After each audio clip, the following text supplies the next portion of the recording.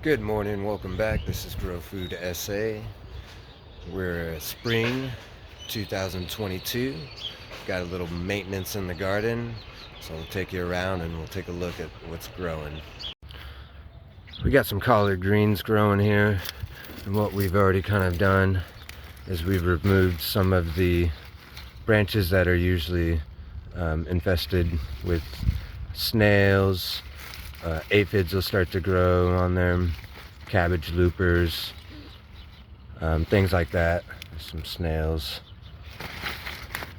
We're going to pull off the bottom sections and lay that out as green mulch, help reduce grass.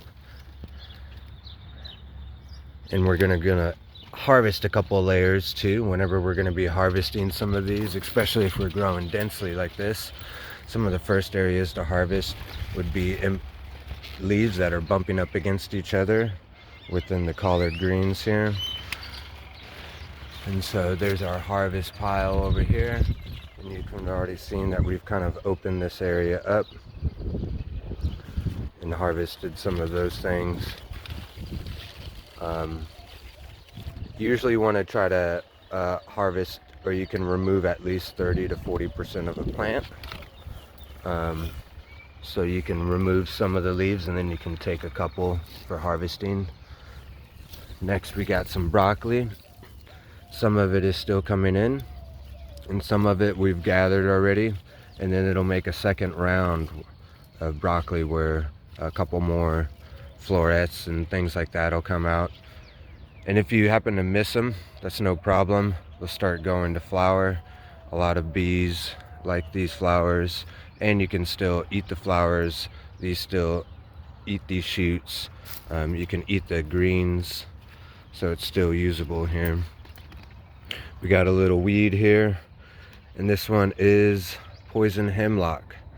So it looks like it's part of a carrot family, but we'll notice the difference here is a wild carrot will usually have a fuzzy stem with little trichrome hairs, and this one doesn't.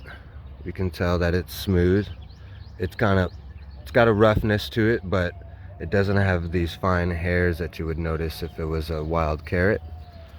And also another feature of the poison hemlock is sometimes these purple or red colors in the veins.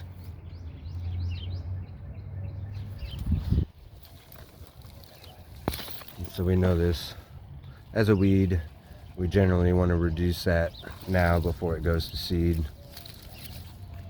Some people within contact can have rashes and things like that with it. Animals and things like that eating it could be harmful, can be toxic. So good thing to avoid. So we're coming over here and we got some kale, and kind of same thing. We got these lower leaves here. These are in the ground contact, a lot more likely for bugs to get them. So we're going to go ahead and remove this bottom layer and open this plant up.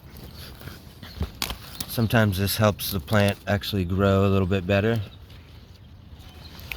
Sends its energy into the new leaf growth. Here you can tell that we've opened some of this area up here too as well. Remove these bottom leaves here.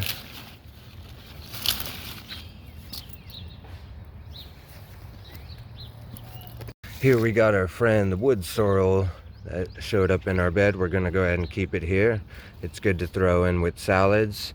The way that you can tell wood clover different from, or wood sorrel different from clover, is the heart-shaped leaf that puts it in the oxalic family. These leaves and stems are edible. They got kind of a citrusy taste. These are various lettuces that have grown from previous seeds in the year. And again, with these, I go ahead and let them try to bolt, because that's what continues to keep lettuce seed in my garden. And so these will go to a flower and distribute more lettuce seeds.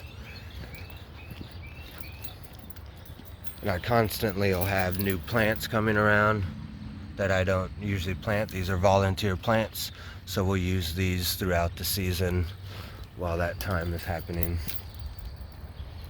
So here we can see how dense this is kind of getting. So we're going to be harvesting some of these kales over here and Swiss chard. We're going to be kind of opening some of that area up. And a lot of these things can be cooked together. We have some fennel here.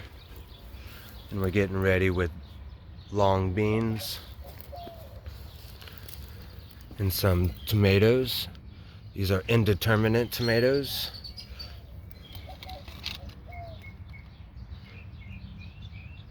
Indeterminate tomatoes are the ones that tend to vine more up. So we have them right next to a trellis here.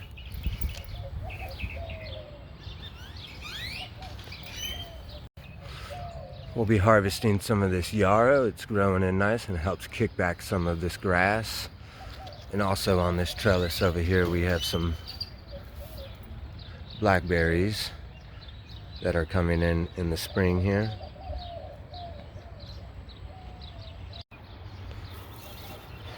The figs are starting to come in. We've cut in the branches from the previous season to make room for a pathway. And a lot of these we'll clip them, especially on a fig. You can put them in soil and try to regrow them to small fig trees. We have our natives and goji berries, and in this bed other fruits. We also have a lot of peaches coming in. So I believe this is the Snow Queen. It's a white peach, an early peach for our region, which is eastern San Antonio. We tend to get a low chill hour, and this 200-hour peach tends to wake up right at the end of the winter, goes to blossom, and gets pollinated. These goji berries are coming in. They'll be flowering. I'm not sure how I feel about some of this plant yet. It's thorny. It can reproduce other goji berries in the area. It tends to just come out and bush out. But it's hard to find fresh goji berries. So it's an interesting option. This is a Molen plant that we've been working with all through the winter, now coming into the spring. It's provided a lot of bottom leaf that we've been able to harvest, and it's a very beautiful plant. Has a fuzz to the leaves. Has a really symmetrical shape to it. Beautiful color. These can be used in teas. It sometimes can be smoked. It's for respiratory health. And this is the back drainage pit for the bathtubs. So these feed our dwarf mulberries, blackberries, dwarf peaches, and we're still attempting some citrus. So the idea with some of this citrus will be that we'll keep it close by this compost area, being that the compost will be warm and we can always keep it sheltered by that and hopefully keep it alive during the winter. We were successfully able to cover it with the compost bin here, and we were actually able to keep it warm, actually a little too warm for it, so it had burned in spots of contact with that compost bin there. So you may be wondering why there hasn't been as many posts recently. So this project was originally started as a project as part of the pandemic, And since then it's been a little bit more busier, but I had a lot more free time back then, and I wanted to share some of the knowledge that I had and things that I've been learning as I've been growing. If you guys are interested in seeing more videos like this, let me know and I can kind of continue to do some of that. If you guys are in town locally, you can hit me up and I can also do classes. Otherwise, I hope you guys are growing too, and hope to see y'all next time.